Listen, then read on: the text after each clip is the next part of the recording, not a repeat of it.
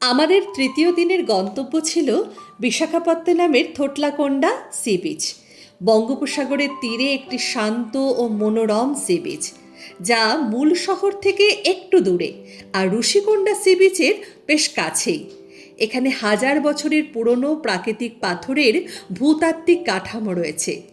সমুদ্রের তীরে একটি পাহাড়ের উপরে এখানে প্রাচীন বৌদ্ধ কমপ্লেক্সের ধ্বংসাবশেষ পাওয়া যায়।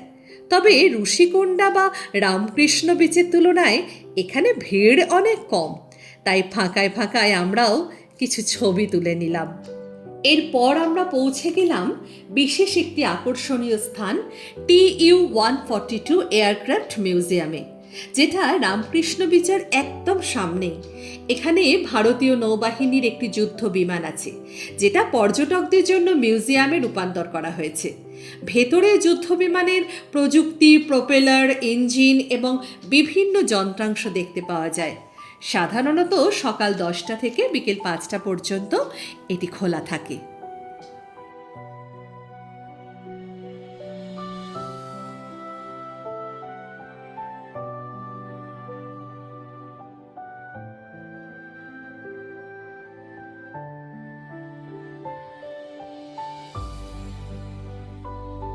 এয়ারক্রাফট মিউজিয়াম দেখে আমরা পৌঁছে গেলাম INS কুরসুরা সাবমেরিন মিউজিয়ামে।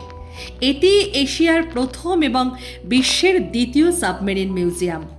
এটি সোভিয়েত নির্মিত ডিজেল ইলেকট্রিক সাবমেরিন, যা 2001 সালে অবসরের পর 2002 সালে জনসাধারণের দর্শনের জন্য মিউজিয়ামে রূপান্তরিত হয়েছে। সাবমেরিনটি 1969 সালে তৈরি হয়েছিল। 1970 সালে ভারতীয় নৌবাহিনীতে যুক্ত হয়ে 1971 সালে ভারত পাকিস্তান যুদ্ধ সহ 31 বছর এটি ব্যবহৃত হয়। এটির ভেতরে নানান ধরনের অস্ত্র, radar room, solar room, control room এবং নাবিকদের থাকার জায়গা দেখতে পাওয়া যায়। ভেতরটা দেখতে দেখতে বেশ রোমাঞ্চ লাগছিল, আর সেই রোমহর্ষক যুদ্ধকালীন পরিস্থিতি কল্পনা করে একেবারে শিহরিত হচ্ছিলাম।